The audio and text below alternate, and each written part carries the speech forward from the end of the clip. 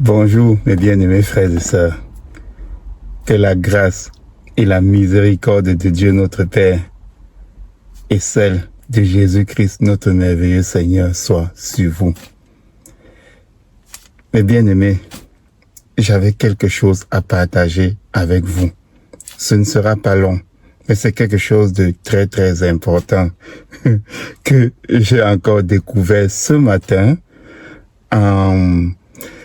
par l'inspiration de l'Esprit Saint. En fait, qu'est-ce qui se passe? C'est que hier, j'étais en train d'écouter sur YouTube un éminent pasteur qui était en train de parler de la résurrection de Jésus-Christ.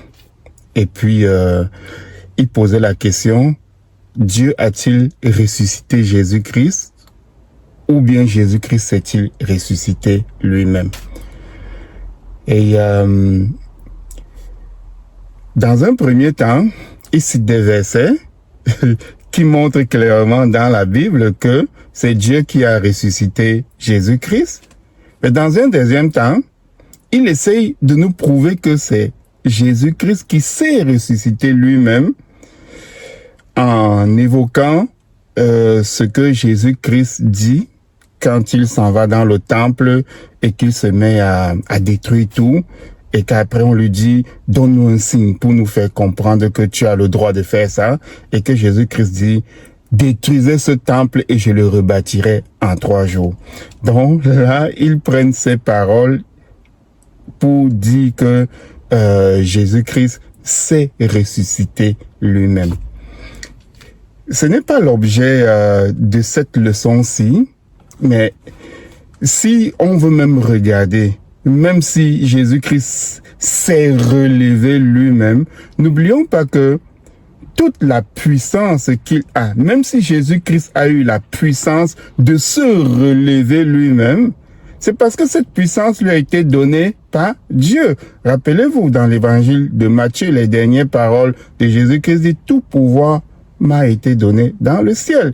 Donc, même si Jésus-Christ s'est relevé par lui-même, quoique tous les apôtres, parce que ça c'est juste la réflexion de cet homme-là, les apôtres n'ont jamais dit Jésus-Christ s'est relevé lui-même ou bien qu'il s'est ressuscité lui-même.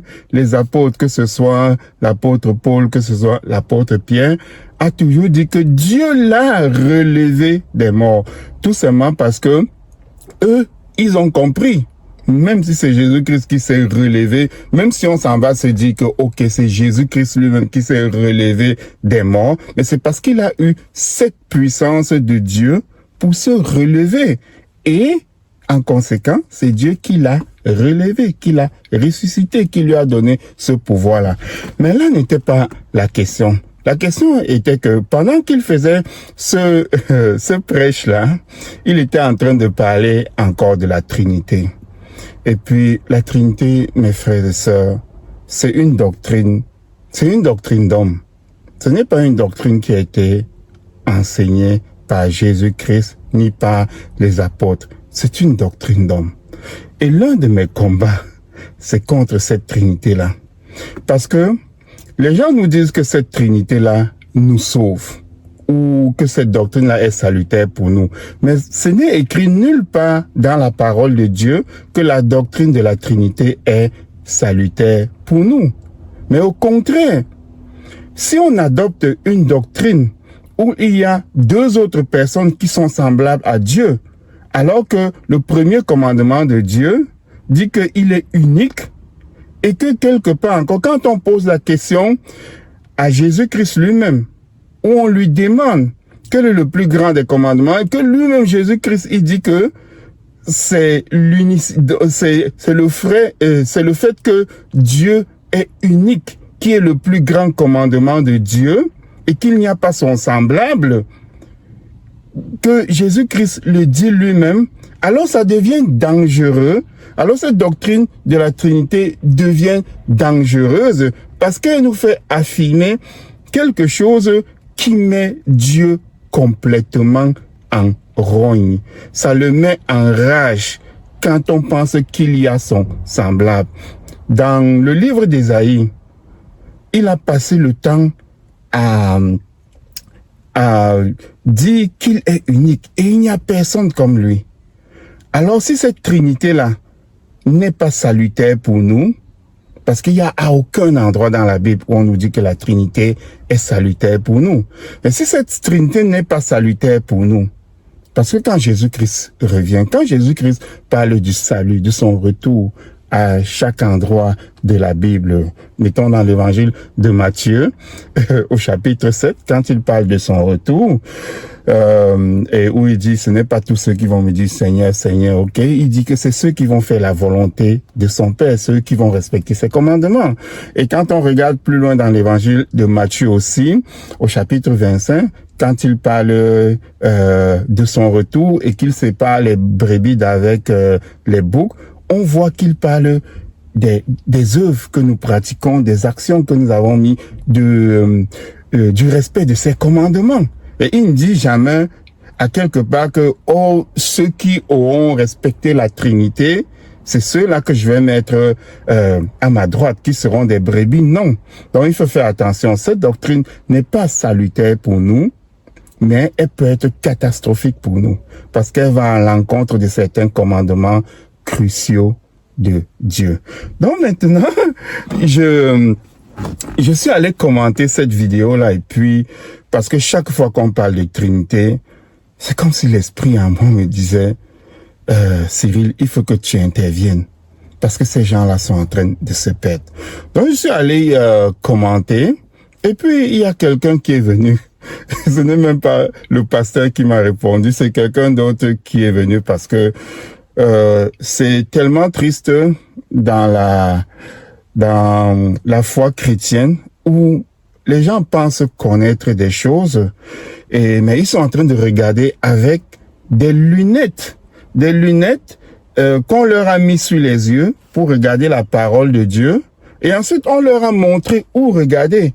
Ils sont nés et on leur a enseigné des doctrines, et ils n'ont jamais prié le Seigneur afin qu'il leur donne cet esprit-là, cet esprit de discernement pour essayer de comprendre.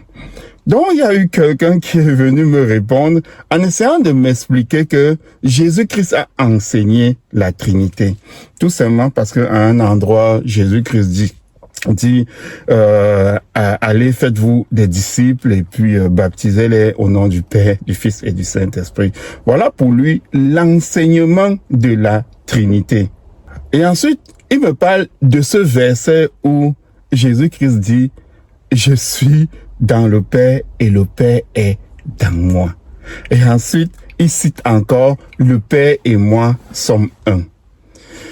Alors ce matin, j'ai pris le temps d'essayer de lui répondre, parce que c'est tellement important. C'est tellement important, ce sujet-là, bien qu'il y ait des gens qui balaient ça de la main. Et pendant que j'étais en train de lui répondre, l'inspiration m'est venue d'aller dans l'évangile de Jean au chapitre 17. Parce qu'en fait, la Bible est ainsi faite. Si tu ne peux pas expliquer la Bible par la Bible, il y a un problème. Tu ne peux pas expliquer les paroles de Dieu par ton entendement personnel. Parce que la Bible est un livre qui est tellement bien fait que il y a les explications de ce qui est dit dans la Bible à un autre endroit. La Bible se répond par elle-même. Donc, oui, voilà, Jésus-Christ, à quelque part dans l'évangile de Jean, au chapitre 14, dit ceci, le Père et moi sommes un. Et puis, quelque part, pour provoquer les Juifs, en tout cas, entre parenthèses, provoquer les Juifs, il dit, ne savez-vous pas que le Père est en moi et que moi je suis en le Père? Moi, j'avais une compréhension de ce verset-là, et une compréhension qui, en me référant au texte de la Bible, était logique. Mais ce matin, il y a eu quelque chose de plus pendant que j'essayais de répondre à cet homme-là. Donc, quand Jésus-Christ dit, le Père et moi sommes un, les gens pensent que cette unité, c'est une unité de nature, dont la nature du Père est la nature de Christ, et puis est la nature du Saint-Esprit. C'est pour ça qu'il parle de Trinité. Déjà, il y a un premier problème dans tout ça. Jésus-Christ dit, le Père et moi sommes un. Là, il y a une di, il n'y a pas une tri. Parce que di, c'est deux, toi et moi. Mais tri, c'est trois. Si Jésus-Christ avait commencé par dire, si Jésus-Christ avait dit, le Père, l'Esprit Saint et moi sommes un, là on pourrait commencer à se dire, ok, c'est peut-être le début d'une trinité. Mais il a dit, le Père et moi sommes un. Et dans tout ce passage de la Bible, dans tout ce chapitre 14, là, on voit qu'à un certain endroit, quand Jésus-Christ parle encore de l'Esprit, parle du Consolateur, il leur dit, écoutez, il va prendre ce qui est à moi pour vous donner, car ce qui est à moi appartient au Père. Il ne dit pas, il prendra ce qui est à nous. Donc, c'est-à-dire au Père, à moi et à lui l'Esprit pour vous donner. Non, il dit, il prendra ce qui est à moi, Jésus-Christ, et vous le donnera. Et ce qui est à moi est au Père. Donc, ça veut dire que Jésus-Christ est en train de faire comme une vraie différence. Donc, il n'y a pas tri-unité, mais il y a di-unité, si on veut dire. Même si on voulait se dire que, ok, quand Jésus-Christ dit le Père et moi sommes un, ou bien ce qui appartient au Père appartient à moi. Si on voulait parler d'unité dans la nature, on voit que Jésus-Christ est en train d'exclure une personne de cette tri-unité que la doctrine des hommes essaie de nous apporter. Ça, c'est un premier point. Mais allons-y terre à terre dans ce qui est dit dans la parole de Dieu. Comment Jésus-Christ explique le Père et moi sommes un? Est-ce qu'il disait la nature du Père et la nature et ma nature sont une? Si nous allons dans l'évangile de Jean, au chapitre 17, les versets 20 et 21. Ici, c'est avant que Jésus-Christ ne s'en aille, il est en train de faire une prière, ce que certaines personnes appellent la prière sacerdotale. Ils ont mis des gros mots partout pour nous empêcher de comprendre la parole de Dieu, mais nous savons que c'est la prière que notre Seigneur Jésus-Christ fait avant d'aller dans le ciel. Non, avant d'être pris et puis maltraité, et puis c'est l'une des dernières prières qu'il fait. Il dit ceci au verset 20 et 21 de ce chapitre 17 de l'évangile de Jean. Il dit ceci: ce n'est pas pour eux seulement que je prie, parce qu'il il priait avec ses apôtres en face de lui. Et il dit, ce n'est pas pour eux seulement que je prie, mais encore pour ceux qui croiront en moi par leurs paroles. Donc, pas les paroles d'évangile que les apôtres vont apporter, et puis tous ceux qui sont les enseignants de la parole de Dieu, par cette parole-là. Donc, Jésus-Christ est en train de prier, non seulement pour les apôtres, non seulement pour ceux qui vont écouter les apôtres, mais en plus pour ceux qui vont continuer la saine doctrine, à enseigner la saine doctrine de Christ. Donc, Christ prie aussi pour eux. Et il prie aussi pour tous ceux qui vont écouter cette parole-là et puis qui vont croire en lui. Donc il dit, ce n'est pas pour eux seulement que je prie, mais encore pour ceux qui croiront en moi par leur parole, afin que tous soient un. Ok? Afin que tous soient un. Qu'est-ce qui va les unir? Qu'est-ce qui va les unir? C'est la parole qu'on va leur donner qui va les amener à la croyance en Christ, qui va les unir et ils vont être un. Comme toi, Père, tu es en moi et comme je suis en toi, afin que aussi soit un en nous. Donc vous comprenez que l'unité que les gens vont avoir dans la croyance en Christ et qui va les unir, c'est équivalent. Jésus-Christ est en train de dire que c'est équivalent à l'unité qu'il a avec le Père. Est-ce que vous comprenez? Relisons encore, vous allez très bien comprendre. Il dit, parce que c'est très important hein, de comprendre le comme. Avec le comme, il est en train de comparer et il est en train de mettre au même niveau. Il est en train de dire que l'unité dont j'ai parlé, que toi et moi sommes un, ça va être la même unité que quand toutes ces personnes-ci vont croire en moi par les paroles qu'on va leur apporter, alors à ce moment, ils seront unis comme toi et moi, nous sommes unis. Relisons encore, il dit, ce n'est pas pour eux seulement que je prie, mais encore pour ceux qui croiront en moi par leurs paroles, afin que tous soient un. Donc, quand on croit en Jésus-Christ par les paroles qu'on nous apporte, on devient un. Il dit, comme toi, Père, tu es en moi, et comme je suis en toi. Donc, quand Jésus-Christ dit que je suis dans le Père, et le Père est en moi, c'est une espèce d'unité dans la communion des choses que nous faisons ensemble, dans la communion de la même croyance. Et c'est Jésus-Christ lui-même qui est en train de le dire ici. Afin que tous soient un, comme toi, Père, tu es en moi. Tu es en moi par les paroles de toi que je garde en moi. Ok?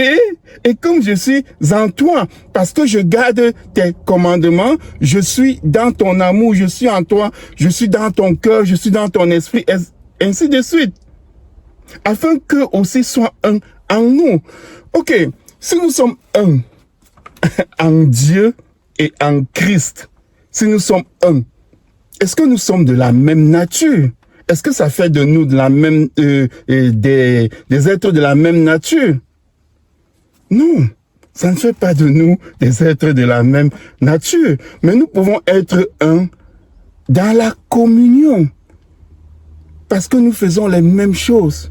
Nous avons les mêmes valeurs. Nous regardons dans la même direction. Ainsi de suite. Et il continue et il termine en disant, pour que le monde croie que tu m'as envoyé. Donc, mes frères et sœurs, l'unité du Père et du Fils, Jésus-Christ nous l'explique ici, que quand les chrétiens vont croire en la même chose, avoir cette croyance-là en Christ et garder les commandements, ils auront cette unité-là, qu'ils soient 1000, qu'ils soient 1 million, qu'ils soient 1 milliard. Ils vont être comme une seule personne. Parce qu'ils vont communier autour d'une même parole, autour des mêmes valeurs. Et Christ dit que cette communion-là sera semblable à l'unité. Ou bien cette union-là sera semblable à l'union, ou bien à l'unité qu'il a avec le Père. Vous voyez bien. Et nous comprenons encore que quand Christ dit que le Père est en lui, c'est pas les paroles, c'est pas la parole du Père qu'il a gardée en lui. C'est comme ça que le Père est en lui. Donc, tout ce qui est dans la Bible doit être expliqué par la Bible. La parole de Dieu ne peut pas être expliquée par notre propre entendement. Mais nous devons expliquer la parole de Dieu par la parole de Dieu. Et vraiment, les versets 20 et 21 du chapitre 17 de l'évangile de Jean viennent nous expliquer très clairement ce que Jésus-Christ veut faire comprendre lorsqu'il dit que le Père et moi sommes un.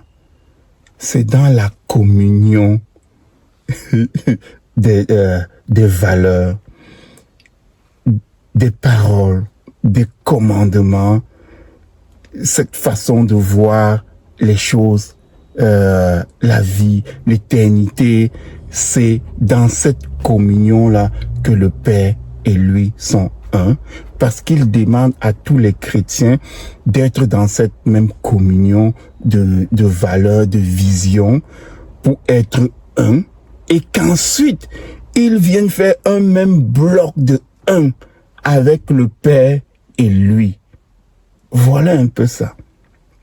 Nous savons que l'apôtre Paul nous dit dans la première lettre à Timothée, au chapitre 6, les versets, je ne sais plus très bien quel est ce verset-là. Si je le trouve, je vais vous le montrer. Dans la première lettre à Timothée,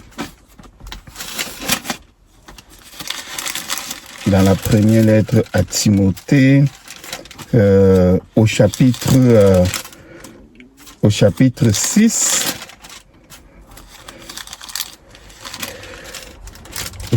6, bon, on va trouver.